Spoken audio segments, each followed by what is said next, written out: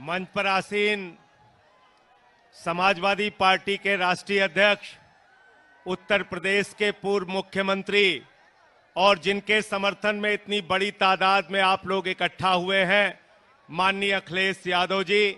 मंच पर आसीन कांग्रेस पार्टी के पूर्व अध्यक्ष, लोकसभा के सांसद, जिन्होंने 4000 किलोमीटर की भारत जोड़ो यात्रा निकालकर लोगों को जगाने का काम किया, राहुल गांधी जी, आदरणीय प्रमोद तिवारी जी, समाजवादी पार्टी के समस्त नेता, कांग्रेस पार्टी के नेतागण, आम आदमी पार्टी के नेतागण, आप सबका हृदय की गहराइयों से अभिनंदन करता हूं कि इतनी बड़ी तादाद में मौजूद होकर आपने बताने का काम किया है कि अखिलेश यादव जी कन्नौज से बहुत बड़ी जीत हासिल करने जा रहे हैं, बहुत बड़ी जीत। साथियों और दोस्तों, मैं हाथ जोड़ के आपसे विनती करने के लिए आया हूं, इसलिए आया हूं कि राहुल गांधी जी ने रामलीला के मैदान में कहा, अखिलेश यादव जी हर सभा में कह रहे हैं कि ये 2024 का चुनाव अंतिम चुनाव है। भारतीय जनता पार्टी अगर गलती से जीत गई तो ये संविधान को खत्म करेंगे, आरक्षण को खत्म करेंगे, चुनाव को खत्म करेंगे। अपने वोट को बचाने के लिए इस बार वोट कीजिए और बीजेपी की जमानत जब्त कराने का काम कीजिए। और जब मैं कह रहा हूं कि आरक्षण खत्म करेंगे तो इस बात के आधार पर कह रहा हूं कि भागवत जी ने कहा था आरक्षण खत्म होना चाहिए। मनमोहन वैद्य आरएसएस के नेता कहते हैं आरक्षण खत्म होना चाहिए।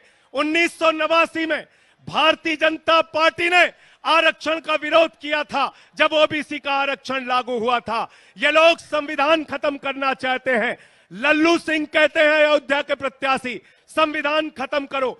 ज्योति मिर्धा कहती हैं संविधान खत्म करो। अरुण गोविल कहते हैं संविधान खत्म करो। अनंत हेगड़े कहते हैं संविधान खत्म करो। अरे जो बाबा साहब का संविधान खत्म करेगा, हम उसकी राजनीति खत्म करेंगे, यह संकल्प हमको लेना है।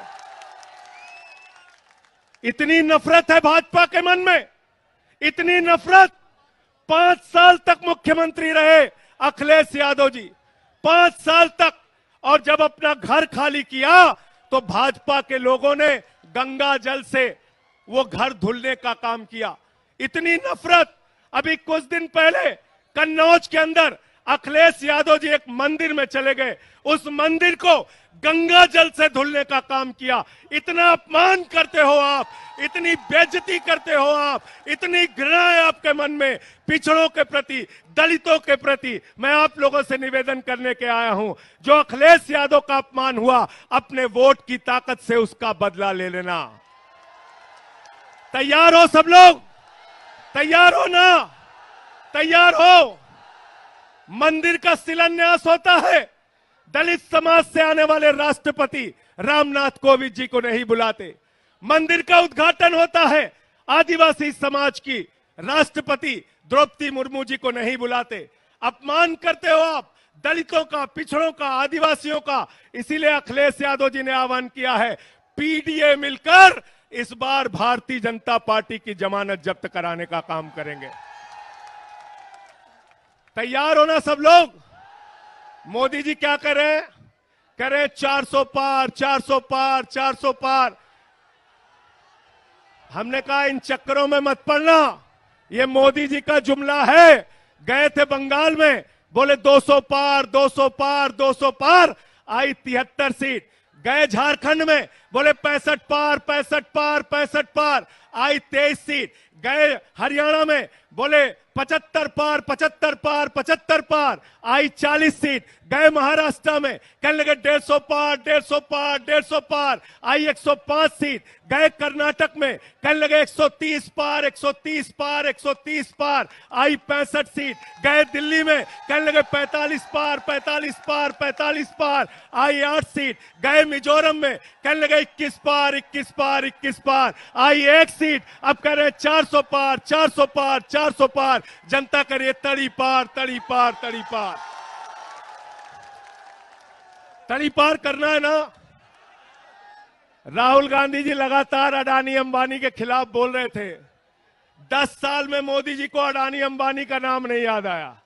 चुनाव में अब कह रहे हैं अडानी के खिलाफ नहीं बोलते, अंबानी के खिलाफ नहीं बोलते। अरे मोदी जी, अगर आपको टेम्पू का नंबर मालूम है तो ईडी सीबीआई भेजो, अडानी अंबानी को गिरफ्तार करो, करो गिरफ्तार, उनको करो गिरफ्तार। इसलिए इस जुमले में नहीं फंसना है। अंतिम बात कह के मैं अपनी बात को खत्म करूंगा। साथियों और दोस्तों, अखिलेश यादव जी ने उत्तर प्रदेश के विकास के जो काम किए उसके फीते आज तक काटे जा रहे हैं, उसके फीते आज तक काटे जा रहे हैं।